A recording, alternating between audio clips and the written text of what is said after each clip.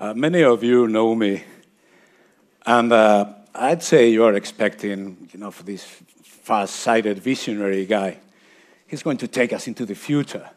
He's going to tell us about something really strange, some crazy story about technology.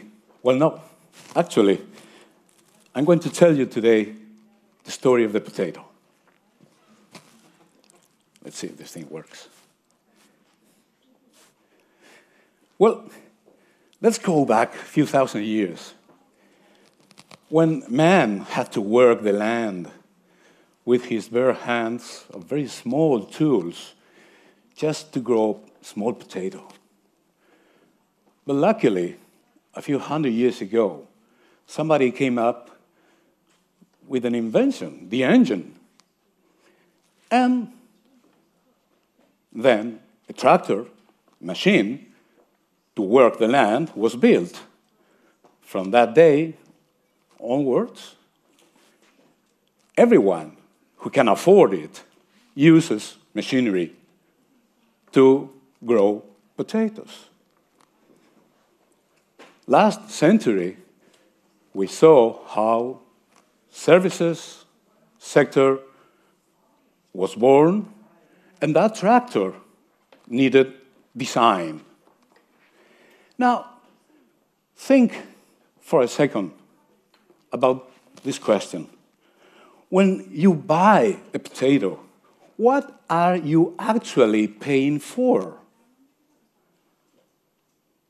And the answer is design, and then some machine, and then very little the potato.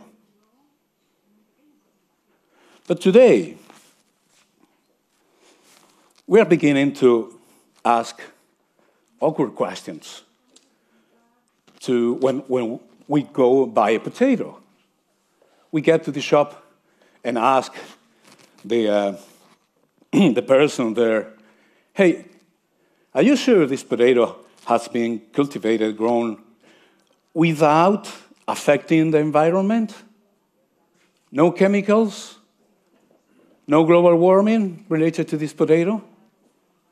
And the answer will be like, well, yes, you can be sure. Everything is fine. This potato is not going to change the climate. This potato is never going to make anything wrong with the environment. And then another question, what about child labor?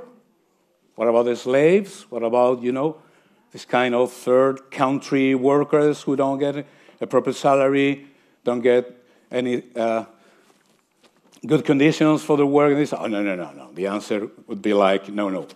It's guaranteed that this potato and all the process involved has been made by workers with proper salaries, conditions, and this and that.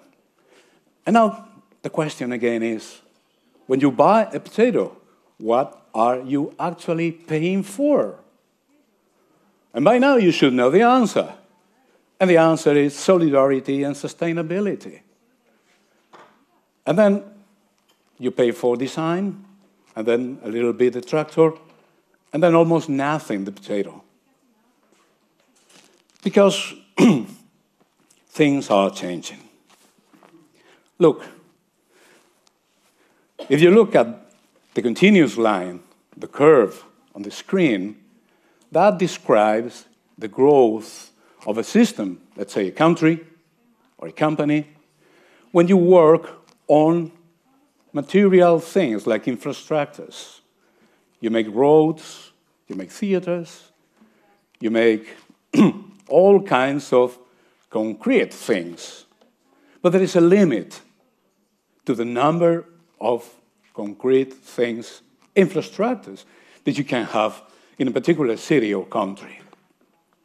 On the other hand, if you look at the dotted line, that represents the growth of a system based on intangible or immaterial things. Let's call that values. For example, what is the limit for the city in hospitality, kindness,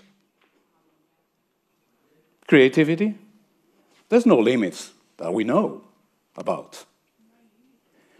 And the thing is that once that you have created the minimum base of infrastructures, you reach a plateau where the curve has no more potential for growth. Then you have to work on intangible things and make them grow until they reach the first line and keep riding the dotted line into the future. This is my point today. Education is about values. We all understand that.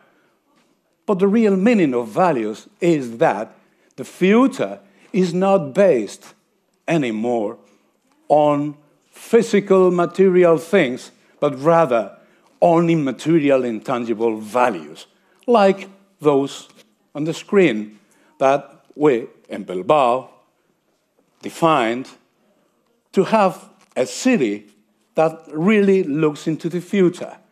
We need people with an innovative capacity and ability, professional people with a strong sense of identity that belong to a community open to ideas, to the world.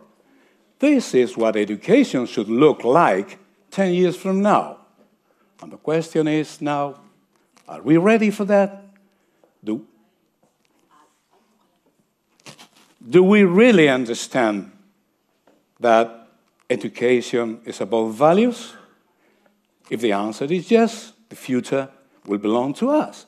If the answer is the contrary, the future will belong to somebody else. Thank you.